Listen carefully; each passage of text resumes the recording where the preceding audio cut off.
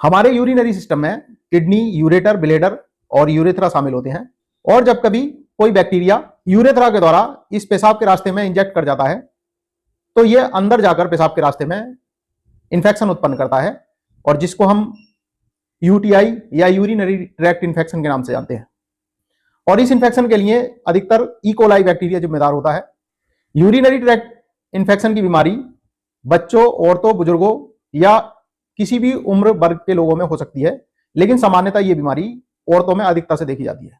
अगर UTI infection का इलाज सही समय पर न किया जाए तो ये इंफेक्शन कभी कभी हमारे गुर्दों तक पहुंच जाता है और जो कि बाद में बहुत ज्यादा खतरनाक होता है। दोस्तों आइए बात करते हैं कुछ यूटीआई के शुरुआती लक्षणों की। इसमें पेशाब जलन के साथ आता है और पेशाब कभी कभी रुक रुक कर आ सकता है और पेशाब बार बार आने की शिकायत होती है और कभी कभी पेशाब के रास्ते में बहुत ज्यादा दर्द की शिकायत होती है।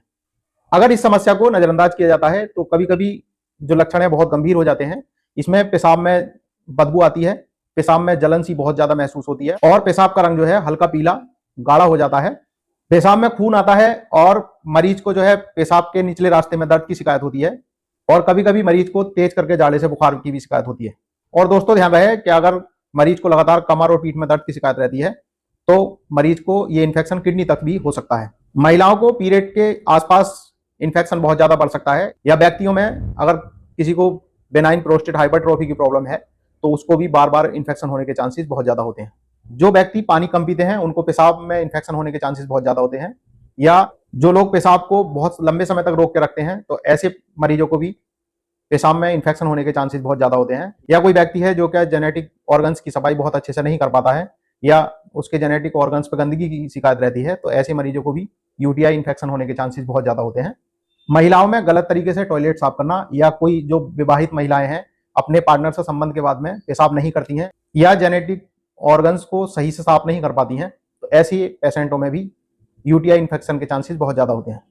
इसके साथ साथ अगर किसी पेशेंट को शुगर की शिकायत है या किसी लेडीज को प्रेगनेंसी की शिकायत है तो ऐसे मरीजों को भी यूटीआई इन्फेक्शन के चांसेस बहुत ज्यादा होते हैं। और इसके अलावा यदि किसी पेशेंट को कैथेटर का इस्तेमाल किया गया है तो ऐसे मरीजों को भी पेशाब में इन्फेक्शन होने के चांसेस बहुत ज्यादा होते हैं। या कोई कमजोर व्यक्ति है जिसको इम्यूनिटी पावर बहुत डाउन है तो ऐसे मरीजों में भी यूटीआई इन्फेक्शन बार बार होने के चांसेस होते हैं। दोस्तों ध्यान रहे, अगर आपको या आपके परिवार में किसी को भी अगर इस तरह की कोई भी शिकायत होती है तो तुरंत ही अपने करीबी डॉक्टर से जरूर मिलें।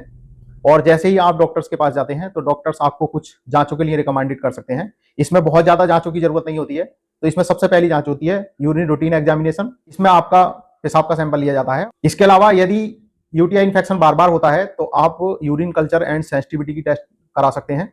इसमें मरीज के यूरिन का कल्चर टेस्ट किया जाता है और इसमें जो है बैक्टीरिया का पता चलता है कि कौन सा बैक्टीरिया इन्फेक्शन के लिए जिम्मेदार है और उस बैक्टीरिया को किल करने के लिए कौन सी एंटीबायोटिक सबसे ज्यादा अहम है, यानी कि उस बैक्टीरिया को खत्म करने के लिए कौन सी दवा सबसे ज्यादा असरदार होगी।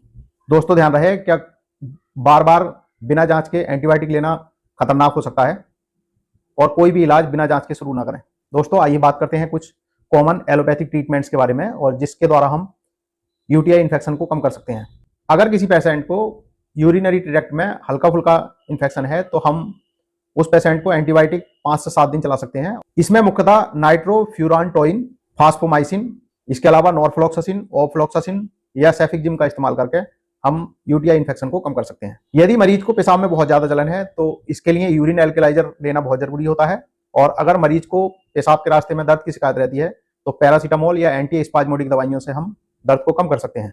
और इसके साथ साथ में प्रीबायोटिक्स का लेना भी बहुत जरूरी होता है जो कि पेट और इम्यूनिटी के लिए बहुत ही लाभदायक होता है। दोस्तों ध्यान रहे, अगर किसी पेशेंट को समस्या बार बार होती है यानी कि यूटीआई इन्फेक्शन बार बार होने के चांसेस होते हैं तो उसका यूरिन कल्चर कराना बहुत जरूरी होता है और urine culture and sensitivity test के अनुसार उसे एंटीबायोटिक 15 से 14 दिन तक हम चला सकते हैं।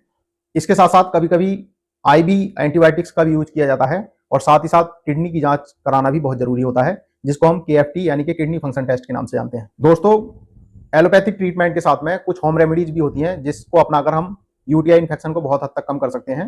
सबसे पहला होता है पानी, यानी कि कोई भी व्यक्ति जो कि यूटीआई से ग्रसित है वो अपने 24 घंटे में कम से कम 3 से 4 लीटर पानी जरूर पिए। और इसी प्रकार से कैनबरी जूस आप बिना शक्कर के 1 गिलास रोजाना पी लें। ये मुख्यतः पेशाब के रास्ते में जो बैक्टीरिया इंजेक्ट किया है उसको दीवारों पर चिपकने नहीं देता है और इससे जो है यूटीआई इन्फेक्शन के चांसेस कम हो जाते हैं। इसी प्रकार से आप धनिया का पानी या गोखरू रोजाना ले सकते हैं और इसके सेवन से जो है पेशाब के रास्ते को साफ करने में मदद मिलती है। और इसके साथ साथ में आप शहद और गिलोय आपस में मिलाकर ले सकते हैं, जो क्या मरीज की इम्यूनिटी को बहुत अच्छे से बढ़ाते हैं। दोस्तों, वीडियो में आज के लिए बस इतना ही। मिलते हैं एक नई वीडियो के साथ में। यदि मेरी वीडियो आपको अच्छी लगी हो तो वीडियो को लाइक करें, चैनल को सब्सक्राइब करें और बेल आइकॉन दबाना ना भूलें, ताकि मेरी हर एक इन्फॉर्मेटिव वीडियो आप तक बहुत जल्द से जल्द पहुंच सके। धन्यवाद।